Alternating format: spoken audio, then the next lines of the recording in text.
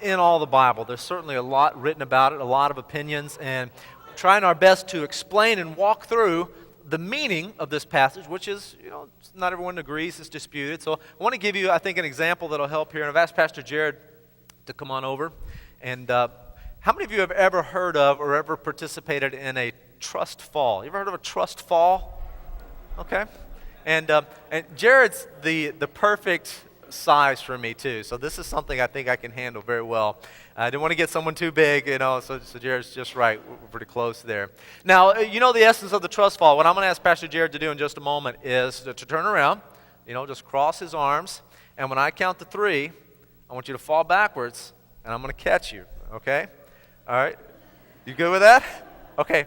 Now here's what has to happen for Pastor Jared to do this. First of all, he has to have this at least a mental acceptance that I have the ability to catch him, okay? That I have, been working on a little bit, so that I can catch him. And then he has to emotionally connect with the idea that I'm his pastor. And you know what? In a lot of ways, I'm his boss, and more than that, I'm his friend. And wow, there's just an emotional belief there. You know what? I believe if Dave said he's going to do it, he's going to do it, right? Are you feeling that? Feeling it. Okay, all right. But what's ultimately going to demonstrate to the world, to everyone in this room, when he says, I just don't think Dave can do it. I just don't feel Dave can do it.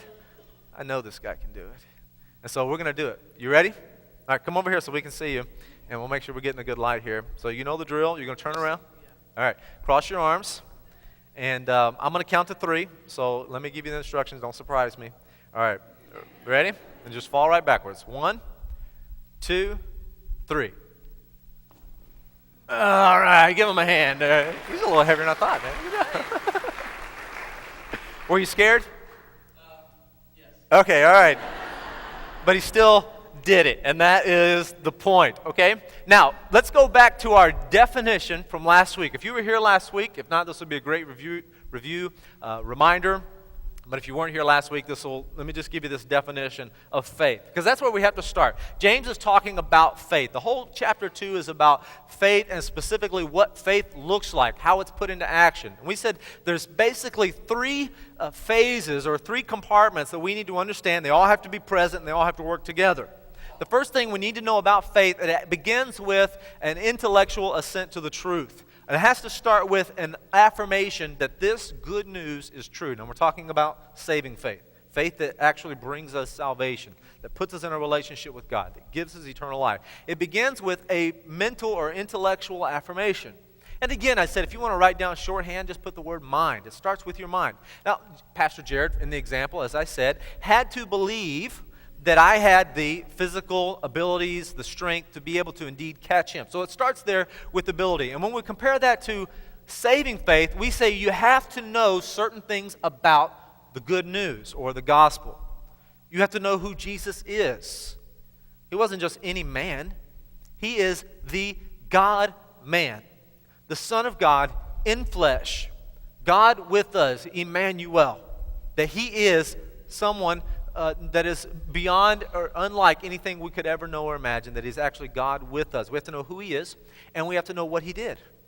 And we talk about his sacrifice on the cross, that he actually died as a substitute for me. I deserve to die. I deserve to pay for my own sins, but Jesus Christ became my substitute, took my sins, and instead exchanged his righteousness, gave me his righteousness, took my sin. We call that the great exchange or the substitute. So I have to know that. Now, that is not where it ends, and very important, because this is what James is going to challenge. This is what James reminds us. It doesn't begin and end with a mental affirmation that, yes, there's a high probability that Jesus was the Son of God, and there's a high probability that he died for my sins. It doesn't stop there, but it has to begin there. The second phase, or this development of this process of faith, or coming to faith, is there has to be this emotional and internalization of the truth. And I put there, if you want to write down the word heart, or more specifically, an emotional response, something more of that unseen part of us, that there is this connection.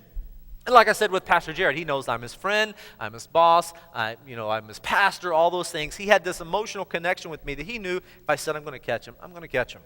And so he connected with that emotionally. Now, what we say is when it comes to the good news of Jesus or the gospel, not just do I believe that it's true, that it's very likely that yes, this indeed, Jesus is the Son of God. He died on the cross as for my substitute. But I need him.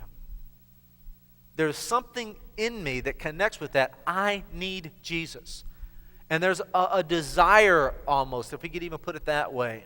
And I think that's a good summary that speaks to my emotional connection to the truth. And now, that in itself actually is not even where it ends. And what we begin to find over and over, and what James makes clear, is that in order for someone to have legitimate, saving, believing faith, is that they have to put their trust in Jesus. And I stated it this way in the definition. That is manifested in a life of trust. And this involves the will. The volition. And we used a couple of examples, and I always use the stool example to where you actually put your weight on the stool. You don't just believe the stool can hold you, you're actually affirming everything within you that this is the truth, and this is what you need, and this is what you accept. Now, with Pastor Jared, it was manifested in not only do I believe Dave will do it, I'm actually going to put my complete trust. I am in his hands. And that's what we talk about, believing on Jesus. I said that last week. I like that phrase. Not just I believe Jesus, but I believe on him. As a matter of fact, the Gospel of John states that phrase over and over again. Believe on, believe on, believe on. Now, just wanted to state it again last week, and I think I'll maybe clarify a bit more in case it's an unfamiliar term. But we're not saying that this is lordship salvation, which if you've ever read anything about that, if you're well read in Christian circles, that term comes up from time to time. And it basically says that you have to make Jesus Lord of your life completely and wholly in order for you to become a Christian. And what I'm going to argue, and what I'm going to say even James says, is that is what is the result, not the prerequisite. And I think we'll maybe see that this morning a bit more. So we're not saying that this is lordship salvation, but what we are saying is that if someone is, if you remember last week, you're going this way and you make a 180, or we would use the Bible word repent, which basically means to turn about. So I'm going this way in my life, I'm trusting in myself, I'm trusting in good works, I'm hoping, I'm guessing, I'm wondering, I don't really know what to trust or what to believe, so I believe in myself. And a person goes this way and they understand finally who Jesus is and what he's done, and they say, wow, that makes sense. And then they start to respond emotionally. You know what, I think I need him. I really believe that Jesus is not only the only one that can forgive me of my sins, that I am compelled to accept that, and a person turns from sin, from selfishness, from idolatry, however you want to describe it, and they turn to Jesus Christ, and they begin a new trajectory of life. And James is going to say and going to argue what this life looks like and how it's explained. Because someone who has turned, or the Bible word repented, they've gone this way and they've turned towards Jesus, their life will be different. Sometimes it's immediate and dramatic. Sometimes it's slow and progressive. Sometimes it's 2 steps forward and 1 step back. But it's always through a life progressing and growing. And that's what James is going to tell us. As a matter of fact, we see that over and over again in the Bible. That our trust will affect our worldview. It will affect how we view sin, how we view Jesus, and it will begin to, over time, change our life. Now, last week, if we want to just summarize the 3 verses, I'm not going to read through the whole passage for the sake of time, but there's 3 key phrases that are repeated again and again. We see it in verse 17, and verse 20, and verse 26. And this is James' summary statement. Faith, if it's not accompanied by actions, is dead. Now, what is faith? Faith is believing mentally, emotionally, and volitionally, or the will, turning towards Jesus. And he says that legitimate faith, if it's not accompanied by works, is dead. In verse 20, it is useless. Again, in verse 26, it's dead. All right, there's no mistaking what the thesis is of James' challenge to us. That a life that has indeed legitimately turned toward Jesus Christ should have some substance, should have something visible manifestation to it at some point, and ideally consistently and frequently. Now, our problem that we run into with this passage, and maybe I want to show you a video here in just a moment, is that we get this formula mixed up. I'm not sure how works and faith go together. Do I have to do works first? Are works completely irrelevant to the topic? You know, how does faith and works all come together? So I want to maybe explain that in just a moment, but I want to show you the video we tried last week. So here's take 2. Let's see if we can watch the video.